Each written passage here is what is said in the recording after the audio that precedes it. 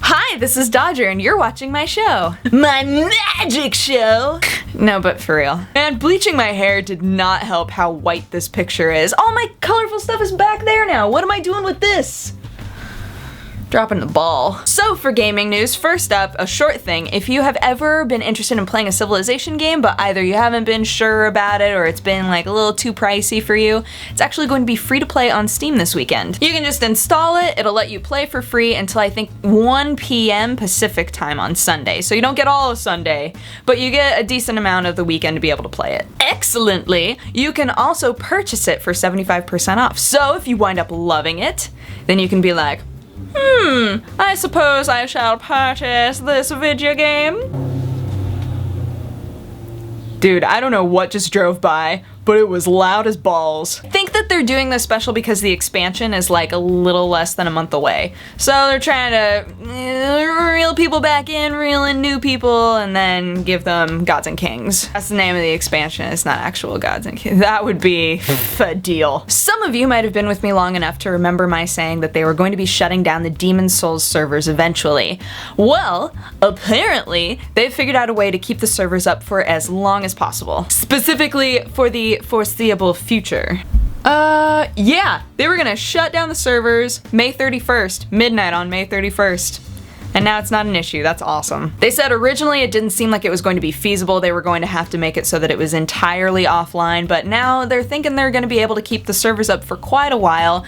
Probably the success of Dark Souls is helping out with that, but they've also just figured out how to make it so that it's not taxing the servers quite as much. So that's awesome. So most of the people that I know have gone on Pottermore at this point and have been sorted into a house and are having so much fun like experiencing the Harry Potter world. If you don't know what Pottermore is, by the way, you should check it out just to see if it's something you'd be interested in. If you're kind of a Harry Potter head, you can learn more and more things about the universe and different notes that weren't integrated into the books but that J.K. Rowling had written down, etc., etc. So we all remember the last Harry Potter game that utilized the Kinect that was not all that exciting. And now I think they've figured out a great pull for their new Harry Potter for Kinect game. Somebody finally sat down and said, okay, when we think Harry Potter, what do people want most out of Harry Potter?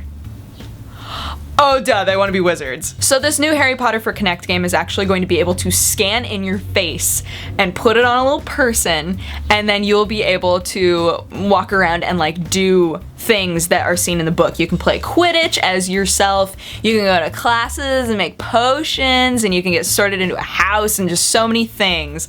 I'm really excited for this game. If anything was going to pull people back, I think it's this. I think this is exactly the sort of thing that they really needed right now. And for those of you who also watch some of my friends on YouTube, you probably realize how intense people got about Star Wars for Kinect. I want to see Jesse Cox playing Harry Potter for Kinect. That's all I want. As a final bit of news that I'm sure all of you will be able to comment on quite easily, apparently there was a patent that was filed in July 2011 that had to do with the idea of stopping your gameplay. Like you'd be playing a game, it would stop your gameplay and then play a commercial. It's called the Advertisement Scheme for Use with Interactive Content, and it was filed by Sony. They were having this whole idea where you'd be playing the game, something would pop up saying, oh, in a few seconds, we're gonna go ahead and play an ad. Oh, cool, an ad, that's great, I love it. I love it. I don't know why any company would look at something like that and say, this seems like a fantastic way to gain revenue, because I don't think that outweighs the fact that everybody who plays one of your games is going to be angry. Always. If I'm playing a game and an ad pops up when I'm doing something, that's like, I would probably turn it off. I don't think I would have any patience for that, regardless of how long the ad was, regardless of if I could immediately skip it. It would anger me to the point that I would no longer want to play the game. Now this was filed in July 2011, that was almost a year ago, but it typically takes a while to put things like this into effect.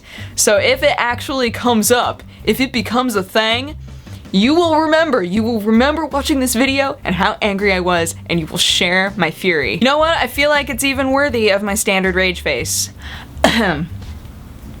Anywho, that is my show. Thank you so much for watching. If you have a positive or a negative response, feel free to leave it in my comment section.